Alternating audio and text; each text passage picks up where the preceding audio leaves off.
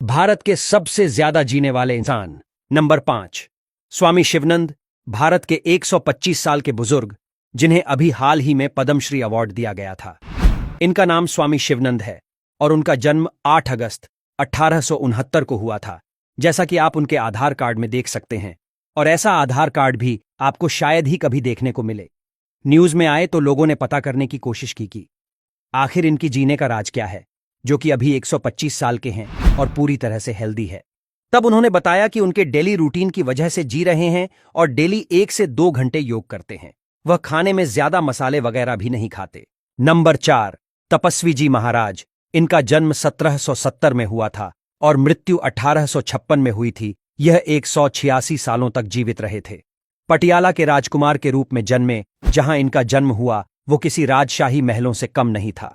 इनके लंबे समय तक जीवित रहने का रहस्य है कि उन्होंने दशकों तक कठोर तपस्या की और अपनी जवानी वापस पाने के लिए प्राचीन वैदिक तकनीक का उपयोग करते हुए कायाकल्प उपचार का 3 बार इस्तेमाल किया। ये बहुत कठिन तपस्या होती है। कायाकल्प उपचार एक प्राचीन वैदिक तकनीक है जो शरीर को जवान और स्वस्थ रखने के लिए इस्तेमाल की जाती है। नंबर 3, देवराहा बाबा। देवराहा बाबा इंडिया के उत्तर प्रदेश से थे। इनका जन्म 1740 में हुआ था और मृत्यु 1990 में हुई थी। यह कुल 250 सालों तक जीवित रहे थे और इन्होंने बहुत अलौकिक सिद्धियां प्राप्त करी थीं। कहा जाता है कि ये बाबा बहुत चमत्कारी थे।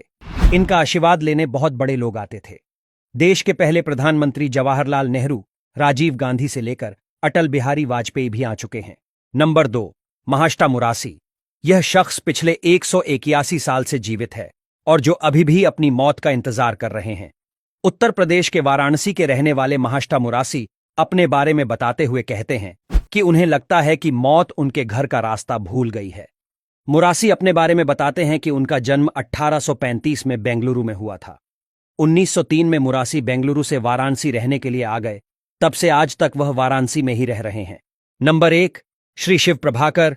एक ऐसे बाबा के बारे में बताने वाले हैं जो 200 या 300 साल नहीं बल्कि 723 साल तक जीवित रहे।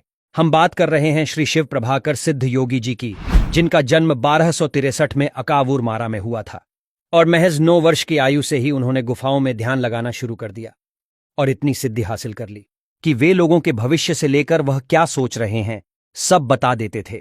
और यहां तक कि कुछ लोगों का कहना है कि जब बाबा ध्यान लगाते थे तो वे हवा में उड़ने लगते थे। अपने 723 साल के जीवन काल में उन्होंने अपने शरीर रूप को 17 बार बदला था। उनके पास इतनी ज्यादा सिद्धियां थीं कि दक्षिण भारत के 18 सिद्ध योगी में गिने जाते थे। 6 अप्रैल 1986 को उन्होंने केरल के पहाड़ों में समाधि ले ली